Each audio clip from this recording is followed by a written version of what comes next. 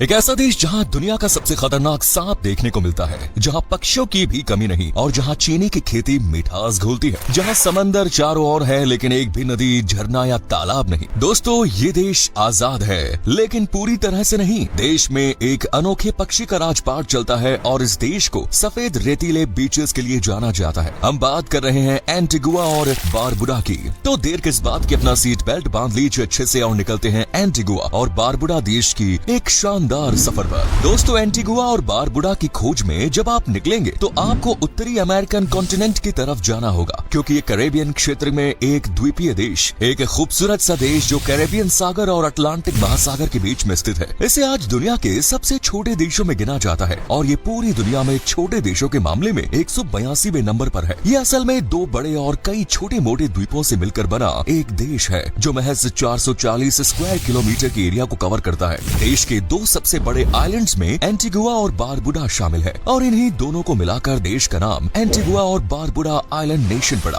ये दोनों आइलैंड है तो पड़ोसी, लेकिन जिनके बीच की दूरी टोटल 60 किलोमीटर के लगभग है। यानी आपको एक आइलैंड से दूसरे आइलैंड पर जाने के लिए समुद्री यात्रा तय करनी पड़ेगी। इस देश का टोटल लैंड एरिया जितना कम है उतनी ही कम है यहाँ की आबादी, क्योंकि ये एक आइलैंड है और एक आइलैंड से दूसरे आइलैंड तक पहुँचने के लिए काफी मशक्कत करनी पड़ती है। तो इसीलिए यहाँ लोग भी कम ही बसते हैं। पूरे आइलैंड पर सिर्फ 94,700 के करीब ही लोग रहते हैं। यहाँ की पॉपुलेशन ग्रोथ रेट भी 0.5% है। धार्मिक नजरिए से देखें तो देश में सबसे ज्यादा संख्या ईसाई लोगों की है। 93% के लगभग लोग यहाँ ईसाई धर्म को मानते हैं, जबकि कुछ अन्य जनजातीय धर्म भी यहाँ खूब फल फूल रहे हैं। देश के कल्चर में आपको सबसे ज्यादा अफ्रीकी संस्कृति की छाप देखने को मिलेगी और इसका कारण है आबादी। दरअसल यहाँ बसे ज्यादातर लोगों में से अफ्रीकी मूल के निवासी हैं। 87.3% अफ्रीकन के अलावा शहर में 4.7% मल्टी रसियाल, 1.7% यूरोपियन और 6.3% दूसरी जगहों के लोग बसे हुए हैं। देश में सबसे बड़ा संप्रदाय एंग्लिकन है। एंटीगुआ और बारबुडा को महिला प्रधान देश कहा जाए तो गलत नहीं होगा, क्योंकि इस देश में पुरुषों की अपेक्षा महिलाओं की संख्या लगातार बढ़ रही है। आपको यकीन नहीं होगा, लेकिन यहाँ प्रति 100 महिलाओं पर 93.4 पुरुष है। वैसे यहाँ भीड़ भाड़ की बात करें तो बाकी जगहों का पता नहीं, लेकिन हाँ, अगर आप यहाँ सेंट जॉन्स में जाते हैं तो आपको अकेलापन बिल्कुल भी महसूस नहीं होगा, क्योंकि देश की लगभग 90% आबादी इसी हिस्से में बसी हुई है। यानी एक और वीरान नगरी और दूसरी ओर आबादी। आपको बता दें कि सेंट जॉन्स देश की राजधानी शहर है, जो सबसे बड़ा, खास और मजबूत शहर माना जाता है। सेंट जॉन्स एंटीगुआ पर स्थित है। भाषा के मामले में तो ये देश आपका सच्चा साथी बनने वाला है, क्योंकि पर्यटकों को कोई परेशानी न हो इस दृष्टि से यहाँ की आधिकारिक भाषा अंग्रेजी रखी गई है। देश की भाषा कई सालों से अंग्रेजी ही है। इसके अलावा यहाँ के लोग स्पेनिश भाषा भी अच्छी खासी बोल लेते हैं और जितनी अच्छी ये लोग भाषा बोलते हैं, जितनी साफ इनकी जुबान है, उतने ही अच्छे ये लोग एजुकेशन में भी है, जिसका सबूत है देश का लिटरेसी रेट जो 98.95% तक पहुंच गया है। ज्यादातर लोगों का ऐसा सोचना होता है कि यहाँ पढ़ाई लिखाई को लेकर ज्यादा जागरूकता नहीं होगी, लेकिन उम्मीद है इस रेट के बाद उन लोगों के आचार और विचार दोनों ही बदल जाएंगे। एंटीगुआ और बारबुडा के इतिहास की बात करें तो 1493 ईस्वी में क्रिस्टोफर कोलंबस ने पहली बार अपने कदम इस द्वीप पर रखे, जिसके बाद 1632 के लगभग ब्रिटिशर्स ने अपनी हिटलरगिरी इस द्वीप पर चलानी शुरू कर दी। ब्रिटिशर्स सबसे पहले एंटीगुआ द्वीप पर पहुंचे और फिर 1678 में बारबुडा को भी अपने अधीन कर लिया। इस तरह ये देश भी ब्रिटिशर्स के चंगुल में फंस गया। ज्यादा लंबे समय तक नहीं चल सका और 1 नवंबर 1981 को ये ब्रिटिशर्स से पूरी तरह आजाद हो गया।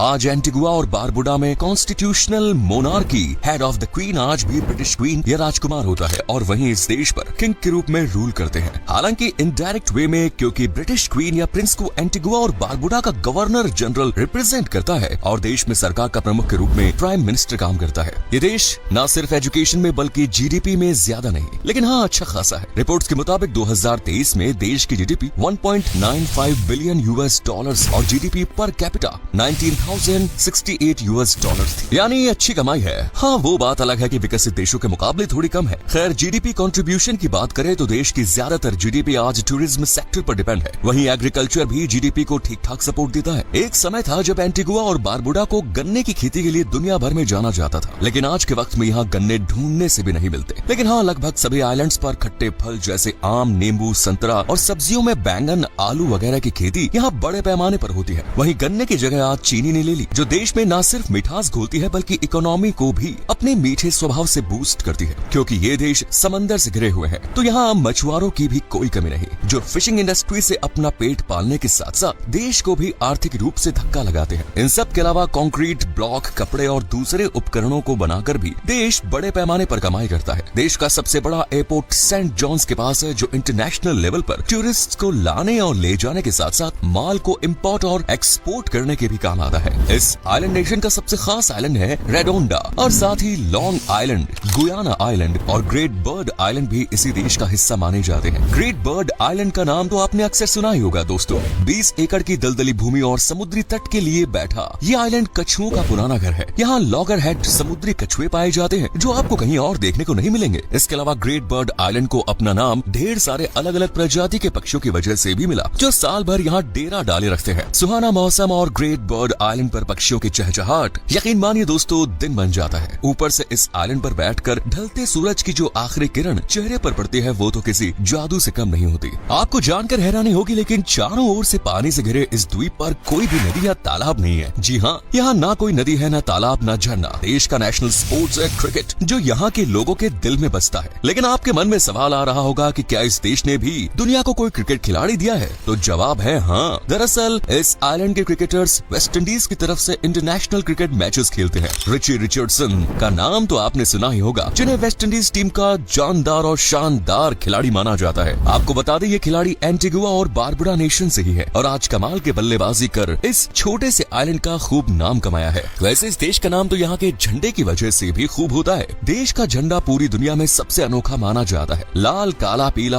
आसमानी, सफेद रंग से सजे इस झंडे को सर रेजिनाल्ड सैमुअल द्वारा डिजाइन किया गया था और 1967 में अपनाया गया था। देश के झंडे में 8 तत्व शामिल हैं, जिनमें सुनहरा सूरज और एक नई सुबह को, एक नए काम को रिप्रेजेंट करता है। वहीं लाल रंग देश के पूर्वजों को याद करता है, जिन्होंने देश की आजादी के लिए अपना खून बहाया। इसके अलावा नीला रंग आशा का प्रतीक है और यहाँ एक वी आकार भी बना हुआ है, जिसका मतलब है अंत में विजय, यानी आखिरकार देश को जीत हासिल हुई और आज एक खुशहाल जिंदगी जी रहा है। दोस्तों, एंटीगुआ और बारबुडा में लोगों की बसावट 2400 BC से मानी जाती है, यानी ये काफी समय पहले ही बसा दिया गया था और तभी से यहाँ तरह तरह के त्योहार, उत्सव भी मनाए जा रहे हैं। फिलहाल यहाँ का एंटीगुआ कार्निवल सबसे ज्यादा फेमस है, जिसे जुलाई के आखिर से अगस्त के पहले सोमवार या मंगलवार तक सेलिब्रेट किया जाता है। ये जश्न पहली बार 1 अगस्त 1957 में मनाया गया था। इस दौरान आपको पूरे देश में लोग नाचते, गाते, खाना खाते, पारंपरिक कपड़े पहने मिलेंगे। वैसे त्योहार हो या ना हो, पैसे हो या ना हो, इस देश के लोगों को खुश रहने का तरीका अच्छे से मालूम है और वो है स्माइल करते रहना। इस देश के लोगों के चेहरों से आपको कभी भी मुस्कान गायब नहीं मिलेगी। जबकि 2017 में बारबुडा एक खतरनाक हैरिकेन को भी झेल चुका है। उस दौरान हवाएं 185 किलोमीटर प्रति घंटे की रफ्तार से चली थी, जिन्होंने बारबुडा का 90% हिस्सा पूरी तरह से तबाह कर दिया था। इस दौरान खेती, फसलें पूरी तरह खराब हो गई थी, लेकिन फिर भी लोगों ने हार नहीं मानी और एक बार फिर बारबुडा को खड़ा किया। एंटीगुआ और बारबुडा को ज्यादातर लोग 365 बीचेस के नाम से जानते हैं, जिसका कारण है यहाँ मौजूद सुंदर आकर्षक बीचेस, जिनकी सफेद रेत जब चमकती है तो लोग दिल हार बैठते हैं। यहाँ ज्यादातर बीचेस पर आपको सफेद और चमकती रेत देखने को मिलेगी, जहाँ घूमने के लिए हर साल बड़ी संख्या में लोग आते हैं। अगर आप सांपों से डरते हैं तो इसमें कोई चौंकने वाली बात नहीं है, क्योंकि लगभग पूरी दुनिया सांपों से ही डरती है। लेकिन हाँ, अगर आप एंटीगुआ और बारबुडा जा रहे हैं तो डर लगना लाजमी है, क्योंकि ये देश दुनिया के सबसे जहरीले सांपों में से एक एंटीगुआ रेसर का घर है, जो बहुत ही ज्यादा गुस्सैल स्वभाव के होते हैं। यही कारण है कि देश में ज्यादातर लोगों ने गन्ने की खेती भी छोड़ दी, क्योंकि गन्ने के खेतों में छिपे बैठे ये सांप कब, कहां से और किस पर हमला कर दे कोई नहीं जानता। आपको जानकर हैरानी होगी, लेकिन इस देश की सबसे ऊंची चोटी को अपना नाम अमेरिका के पूर्व राष्ट्रपति बराक ओबामा के नाम पर मिला और देश की इस चोटी को बोगी पीक या माउंट ओबामा के नाम से जाना जाता है। इस देश का नेशनल बर्ड आपको देखने में कुछ अजीब लग सकता है, जिसका नाम है मैग्निफिसेंट फ्रिगेट बर्ड। अजीब इसलिए क्योंकि इस पक्षी के चेहरे से ज्यादा बड़ी होती है गर्दन के बाहर निकली ये लाल रंग की आकृति। पूरे एंटीगुआ और बारबुडा में आज के समय में 182 के लगभग पक्षियों की प्रजातियां हैं। देश के कॉड्रिंगटन लैगून राष्ट्रीय उद्यान में 2500 के लगभग पक्षी पाए जाते हैं और यहाँ फ्रिगेट बर्ड की संख्या भी सबसे ज्यादा पाई जाती है। इस छोटे से देश में दोस्तों एक वर्ल्ड हेरिटेज साइट है, जिसे नेशनल डॉकयार्ड कहा जाता है। 18वीं सेंचुरी में बनी ये साइट आज देश की शान बढ़ाती है। देश में आप अच्छे से घूम सकते हैं, रेतीले बीचेस का मजा ले सकते हैं और वाटर स्पोर्ट्स का भी लुत्फ उठा सकते हैं। यहाँ घूमना बजट पर भी ज्यादा भारी नहीं पड़ता और यहाँ के लोग भी काफी सपोर्टिव है। तो दोस्तों, ये था एंटीगुआ और बारबुडा, जिसकी खूबसूरती में डूब कर आपको कैसा लगा, ये आपको हमें बताना है तो कमेंट कीजिए।